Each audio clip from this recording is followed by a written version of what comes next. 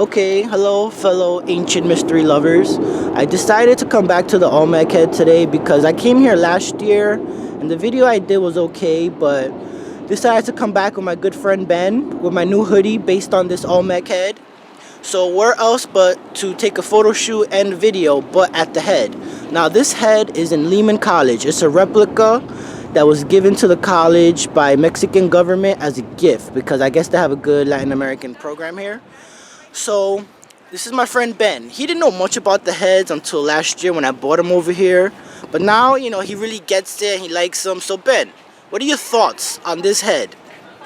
I think that this head is amazing. I think that it's a testament to the ability of the Latin culture and what we can really offer as a people.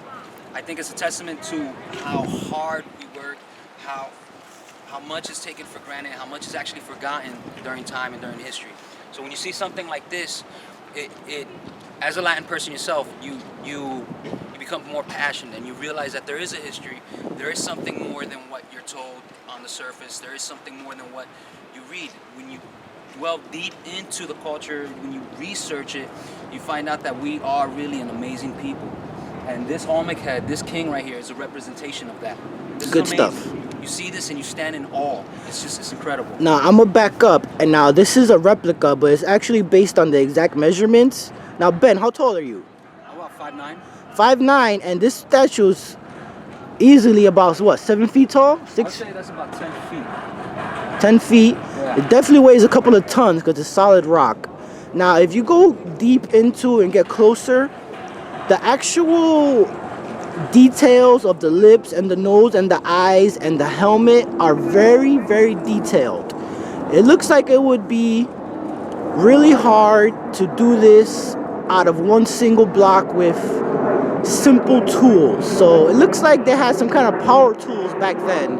I'm gonna let that plane go by real quick. They definitely do have technology that we are not aware of today. Every day we find new technologies. We find out that the ancients knew things that we didn't know. We discover technologies and we think that we discovered them for the first time. That's not true. What about the ancient computer?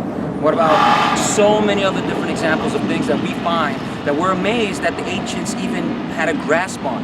The mathematical intellect of these people, and it really humbles us to know that our people back then were indeed dealing with advanced technology. Now, if you go even further than that, this is one head. This is the most famous one, but there's actually 18 of these that have been found in Mexico, and could be even more buried in, in the desert and the sand and the jungle that we haven't found yet.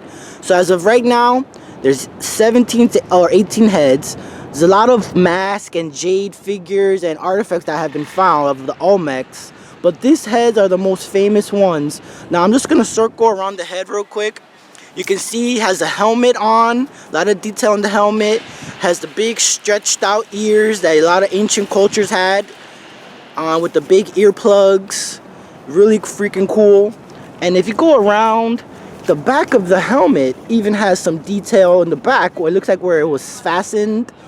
And it's really smooth in the back. Like, they did an awesome job considering this is, a couple thousand years old, maybe even thousands of years old, because these archaeologists be lying to everybody. Everything the archaeology study is 2,000 years old.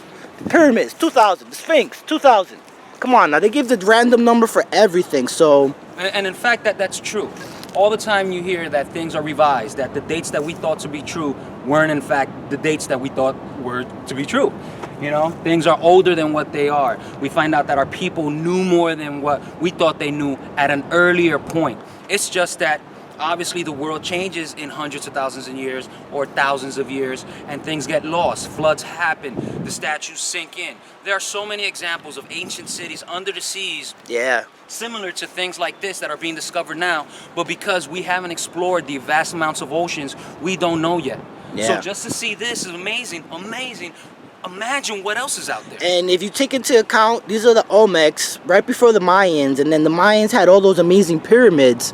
So in Mexico, there was an advanced civilization creating stuff out of stone that has stood the test of time, and it's all right here in front of your face. And they didn't have Google, Wi-Fi, or a computer. None of that crap we have now, and they still figured it out. So this ends my little lesson here in the Bronx. I'll be back at this head again. I'm always gonna come back to this head. I feel like it always draws me back, and I can feel the energy coming off of it. Even though it is a replica, I still have a connection with it. So I'm just gonna zoom around. This is on the Lehman College campus. It's a pretty nice campus if you in the Bronx. Pretty nicely well maintained, nice stone and old school buildings, nice architecture, nice grass. So it's a pretty nice place. I'm just gonna record what this sign says. And thanks for watching. Subscribe.